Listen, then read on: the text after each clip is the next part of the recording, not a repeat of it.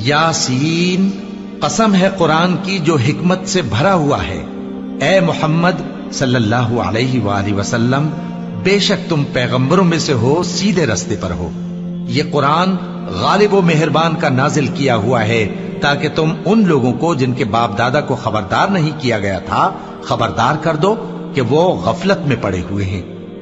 उनमें से अक्सर पर अल्लाह की बात पूरी हो चुकी है, सो वो ईमान नहीं लाएंगे। हमने उनकी गर्दनों में तौक डाल रखे हैं और वो ठोड़ियों तक फंसे हुए हैं, तो उनकी गर्दनें अकड़ी हुई हैं, और हमने उनके आगे भी दीवार बना दी और उनके पीछे भी, फिर उन पर पर्दा डाल दिया तो ये देख नहीं सकते। और तुम इनको खबरदार करो या ना करो, इनके लिए बराबर है, ये ईमान नहीं लाएंगे।